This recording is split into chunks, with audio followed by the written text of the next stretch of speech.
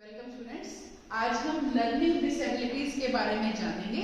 Learning disabilities होती क्या हैं और किस किस तरह की होती हैं, किस तरह के से ये फिर बच्चों के सीखने पर, लर्निंग पर ये प्रभाव डालती हैं। तो आइए आज हम सबसे पहले लर्निंग डिसेबिलिटी की डेफिनेशन के बारे में जानेंगे, मीनिंग, अर्थ के बारे में जानेंगे।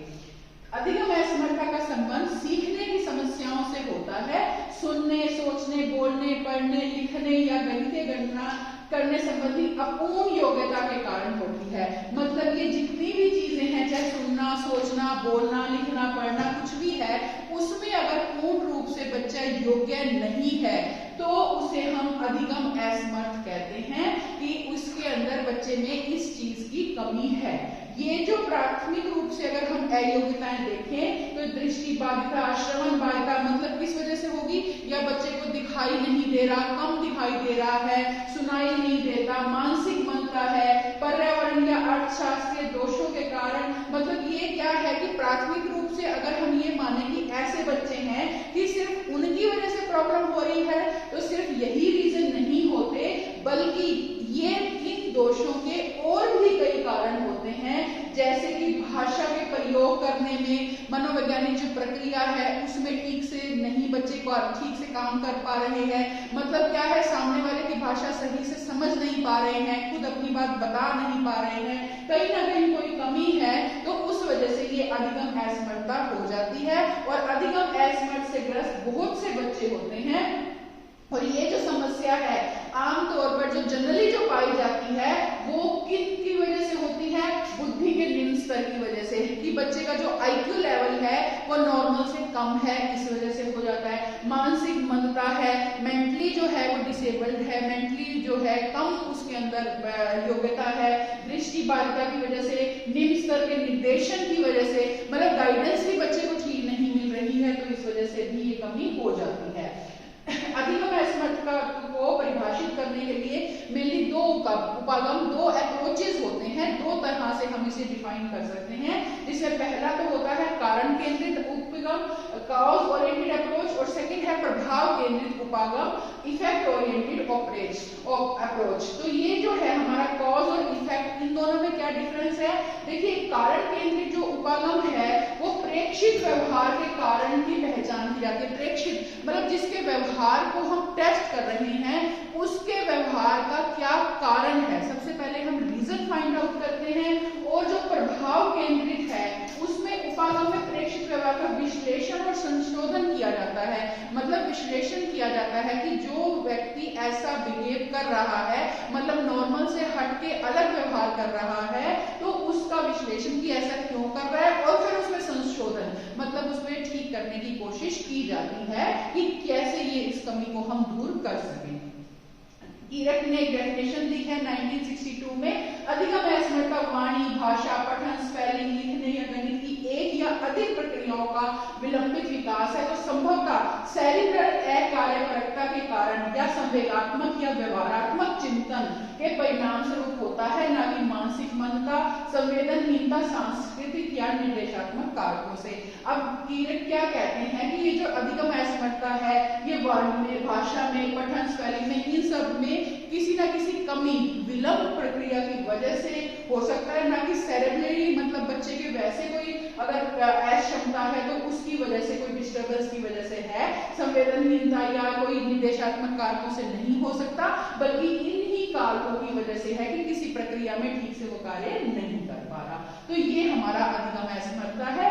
अब हम अधिगम असमर्थता की कुछ विशेषताओं के बारे में देखेंगे कि किन किन वजह से बच्चों में ये अधिगम असमर्थता होती है। तो सबसे पहले है बोली जाने वाली भाषा का विलंबित विकास, डिलेड स्पोकन लैंग्वेज डेवलपमेंट। मतलब क्या है, जो बोली जाने वाली भाषा का जब बच्चे में विकास होता है, बच्चा जब बोलना सीख रहा है, तो इसके अंदर भी कई तरह के बच्चे जो है इसमें पिछड़ जाते हैं किसी वजह। तो उसमें क्या, कैसे पिछड़ जाते हैं? मतलब जो उनकी एज ग्रुप के बच्चे हैं वो उनके मुकाबले उतना सही से स्पष्ट नहीं बोल पाते, अपनी बात को नहीं कह पाते, उनका मुकाबला नहीं कर पाते, क्योंकि इनका शब्द भंडार कम है, ये विकसित नहीं कर पा रहे, योग्यता सीखने की क्षमता कम है।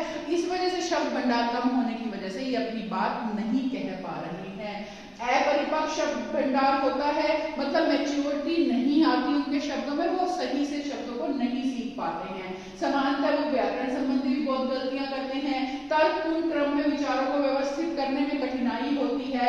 शब्दों का नियमित सामूहिकरण नहीं कर पाते हैं। भाषा असंगठित होती है। और कुछ कारण क्या है कि वो बहस वगैरह में भी जैसे करते हैं, केंद्रीय बिंदु से विचलित हो जाते हैं। मेन पॉइंट क्या है, किस बात पे चर्चा चल रही है, वो उस तक ठीक से नहीं पहुंच पाते, नहीं बता जाते, और साथ वाले विचार इधर उधर से कुछ और समझते हैं। लंबी वार्ता और जो जटिल वार्ता होती है वो उसको भूल भी जाते हैं, ज्यादा याद नहीं रख सकते, कैपेसिटी इतनी नहीं होती। सेकंड है अपर्याप्त समय संप्रत्यय, inadequate time concept. Time concept का मतलब क्या है कि ये टाइम का भी अंदाजा नहीं लगा सकते। मतलब एक कार्य जो है कितनी देर में संपन्न होना चाहिए, नॉर्मली कितनी देर में कर सकते हैं, इनको उसका कोई आइडिया नहीं है। ज्यादा भी लगा सकते हैं, बहुत ज्यादा भी लगा सकते हैं। अपनी जो इनकी प्राथमिकताएं हैं वो उनको संगठित करने में भी असफल होते हैं। मतलब अपनी जो थोड़ा बहुत कैपेबिलिटी उनके अंदर है उसको भी सही से ये नहीं यूज कर सकते। समय, घड़ी, कैलेंडर के बारे में इनकी संवेदना जो है बहुत निम्न स्तर की होती है। ऐसे दिन, सप्ताह, महीने, वर्ष इनका भी इनका ज्यादा ज्ञान नहीं होता है। संबंध पर निर्णय में कठिनाई, difficulty in judging relationship. Relationship का मतलब क्या है कि वो ये निर्णय नहीं ले सकते कि क्या ज्यादा महत्वपूर्ण है, क्या महत्वपूर्ण नहीं है। बहुत सारी जो है इनके अंदर क्या कार्य जो संपन्न किस तरह से करना है वो तरीका ये नहीं सीख सकते। जमा घटा में, क्योंकि गणित से रिलेटेड भी इनके अंदर फिर कमी होती है। सारी चीज को कंसेप्ट वगैरह को समझने में कि तो जमा घटा कैसे करना है, गुना भाग वगैरह कैसे, मतलब जो भी नॉर्मल रूटीन के कार्य हैं, पढ़ाई से रिलेटेड हो गए और भी चीजें, उनको सबको सेटल करने में, ठीक से नॉर्मल रूप से करने में इनको कठिनाई आती है। फिर है निम्न मानवीय डेक्सटेरिटी, पुअर मेंटल डेक्सटेरिटी। इसके अंदर क्या है, पेंसिल को पकड़ने में, बुक को पकड़ने में, इन सबको इनमें कठिनाई होती है। नए कोई यंत्र जो है उसको एकदम कैसे संभालना है उसमें कठिनाई अनुभव करते हैं। किसी भी कार्य को ठीक से ये कुशलता पूर्वक ये नहीं कर पाते हैं। इन्हें बहुत ज्यादा प्रयास और मेहनत की आवश्यकता होती है कोई भी कार्य ठीक तरह से करने के, और दिन प्रतिदिन के जीवन के हर पक्ष में कैसा व्यवहार किया जाए, कैसे ये कार्य करें, इन सबको सीखने में भी इनको बहुत टाइम लगता है। फिर है निम्न स्तरीय गत्यात्मक समन्वय, पुअर जनरल मोटर कोऑर्डिनेशन है। मतलब जैसे क्या है, बार बार गिरने की प्रवृत्ति, निम्न स्तरीय समन्वय, संतुलन जो है, मतलब क्या है, संतुलित रूप से ठीक से ये चल भी नहीं पाते हैं, बार बार गिर जाएंगे, कहीं से ठोकर लगी गिर जाएंगे, क्योंकि सारा मेन बात क्या है कि कंसंट्रेशन की भी इनके अंदर कमी होती है और वो हर बात पे, हर चीज पे फोकस नहीं कर पाते हैं। कई बार ये हाथों और पांवों की एक साथ क्रिया करने में सक्षम नहीं होते, बेआरामी, बेचैनी अनुभव करते हैं, अटेंशन स्पैन बहुत कम है, आलसी और असंगठित होते हैं।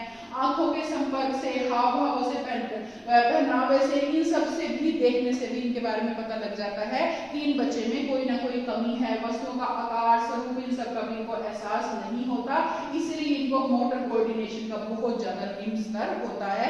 मतलब एक दूसरी चीजों में ये कोऑर्डिनेट नहीं कर पाते हैं, हर समय सहारे की आवश्यकता है। नेक्स्ट है इसमें प्रत्यक्षीकरण दोष, परसेप्चुअल डिसऑर्डर।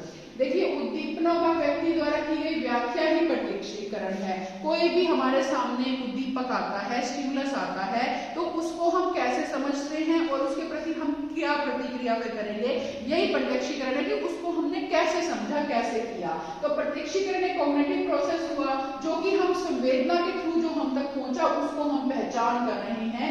लेकिन ऐसे बच्चे इनको डिस्क्रिमिनेट नहीं कर पाते हैं। क्रम में करना है, अलग अलग जो अंतर होता है, सूचना किस तरह से मिल रही है, कैसे हम उसे रिसीव कर रहे हैं, फिर कैसे हमने रिस्पॉन्स देना है, वो सारी चीजें ये नहीं कर सकते।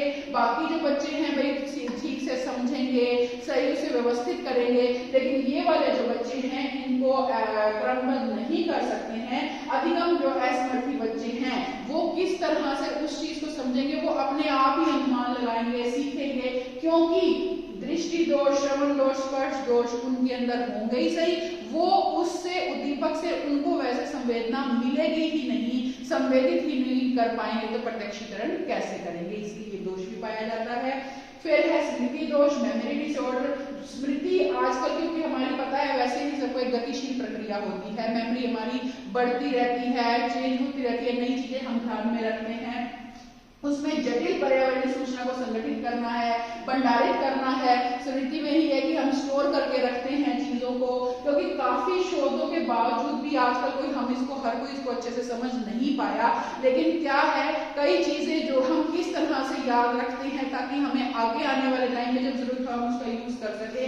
लेकिन स्मृति दोष और श्रवण दृष्टि दोष की वजह से ऐसे तरह के जो बच्चे हैं वो ठीक से ग्रहण नहीं कर पाते हैं चीजों को, तो उनकी मेमोरी में कैसे रहेगी। कई बार तो क्या है, वो जो भी उन्होंने सुना जल्दी भूल जाते हैं, 3 शब्दों को सुनने के बाद भी उनके क्रम को भूल जाते हैं कि किस क्रम में बताया गया, क्योंकि इनके अंदर इस तरह की कमी होती है कि वो चीजों को याद नहीं रख सकते। तो श्रवण में न्यूनता उनके लर्निंग को बुरी तरह से सीखने को बहुत ज्यादा प्रभावित करती है, क्योंकि श्रवण में सुनने में कमी है तो वो ठीक से सीख भी नहीं पाते हैं।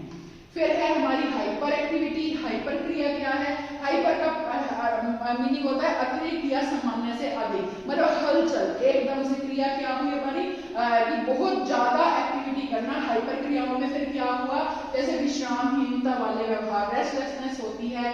जो ये ऐसे अधिगम असमर्थी बच्चे होते हैं वो हाइपर एक्टिव होते हैं, वो एकदम मतलब चुपचाप नहीं बैठ सकते, कुछ ना कुछ करते रहेंगे, रेस्टलेसनेस कि वो रेस्ट कर ही नहीं पाते, दिमाग में कुछ ना कुछ चलता रहता है, क्योंकि क्लियर नहीं होती चीजें, सोचने समझने की पूरी क्षमता नहीं होती, ध्यान का अभाव होता है, तो इस वजह से उनके अंदर ये हाइपर एक्टिविटी होती है। लड़कियों की अपेक्षा लड़कों में ज्यादा होती है, और ऐसे बच्चों की जो शैक्षिक समस्याएं हैं सामान्य बच्चों की तुलना में ज्यादा है, मतलब ऐसे बच्चों को बहुत शैक्षिक समस्याएं आती हैं। ध्यान का अभाव या अवधान का होना, इनअटेंशन, नॉर्मल सी बात है, कमी होगी, तो उसका रीजन क्या है कि वो ध्यान नहीं लगा पाते, उनके अंदर कमी होती ही, ध्यान की कमी होती ही होती है, स्थायी ध्यान को लगा ही नहीं पाते। लर्निंग डिसेबल्ड जो बच्चे होते हैं, लर्निंग डिसेबिलिटी का मतलब ही यही है कि उनमें ध्यान लगाने की क्षमता की बहुत ज्यादा कमी है। फिर है दिशा संबंधी भ्रम, डायरेक्शन रिलेटेड कंफ्यूजन, कि दिशाओं का भी उनको सही से ध्यान नहीं होता, पूर्व पश्चिम दक्षिण उत्तर दक्षिण वगैरह को नहीं प्रयोग कर सकते, उनको नक्शे वगैरह को समझने की ये योग्यता भी उनमें नहीं होती है। फिर है हमारा स्थान का अभाव, स्पेशल ओरिएंटेशन है, नए कोई भी चीज हम उनको नहीं सिखाएं तो उसमें वो परेशानी का अनुभव करते ही करते हैं, कॉम्प्लेक्स सा उनके अंदर आ जाता है, मैकेनिकल कार्य जो है वो उनको भूल जाते हैं, और वो कैसे काम करना है कोई भी जैसे सिखाया गया थोड़े टाइम के बाद फिर वो उसका तरीका भूल जाते हैं। वो एकदम से जोश तो दिखाते हैं नए कार्य करने में, लेकिन फिर वो भूल जाते हैं, क्योंकि ज्यादा मेमोरी भी उनकी, जैसे भी बताया कि वो ज्यादा मेमोरी भी नहीं कर पाते हैं, याद नहीं रख पाते हैं, तो उन्हें कोई भी कार्य करने में दिक्कत होती है, ना वो योजना बना सकते हैं, ना किसी योजना की तरफ वो ध्यान दे पाते हैं। तो लर्निंग डिसेबिलिटी वाले बच्चों में ये विशेषताएं होती हैं कि ये कमियां उनमें पाई जाती हैं।